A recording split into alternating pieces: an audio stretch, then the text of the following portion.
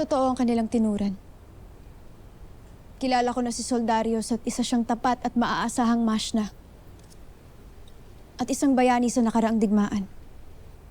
Kaya't hindi mo na kailangan pang mag-atubili sa kanya, mahal na Hara. Tanggapin mo na ang inaalok ng inyong konseho at makipag-isang dibdib ka na sa Mashna.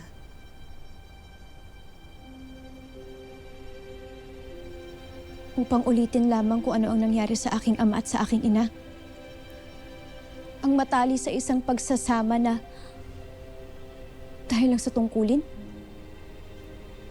Ang magsilang ng tagapagmana na hindi bunga ng pagmamahal. Ang pagmamahal ay maaari ring mabuo sa isang kasunduan. Kaya't bakit hindi niyo muna subukan?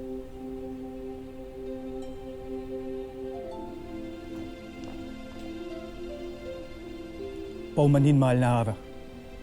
Ngunit naririto si Mashna Soldarius at ibig kayong makausap. Papasukin siya.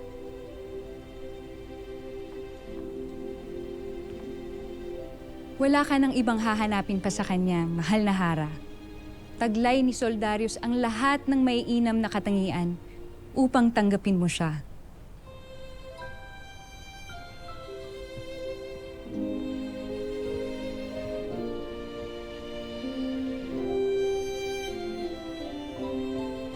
Maiwan ko na kayo, Mashna. Mahal na Hara.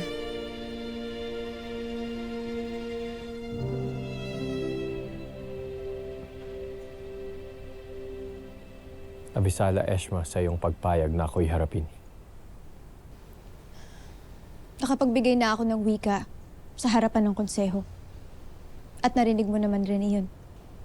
Ngunit kailangan ko pa ng panahon para makapagpasya.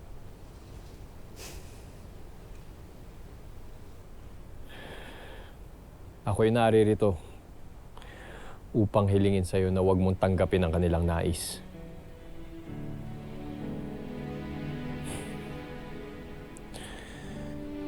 At umaasa rin ako na iyong tatanggihan ang kanilang ibig mangyari.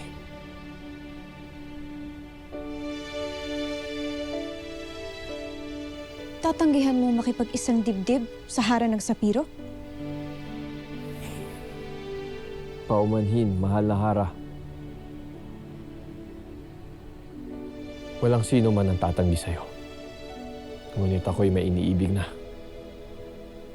Ang iyong albe. Si Flamara.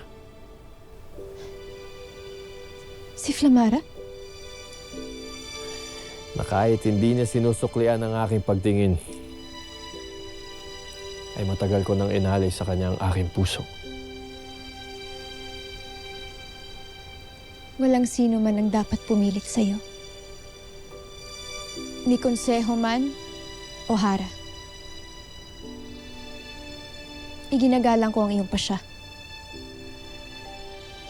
Ako na ang bahala sa kanila. Abisala Eshma, mahal na Hara.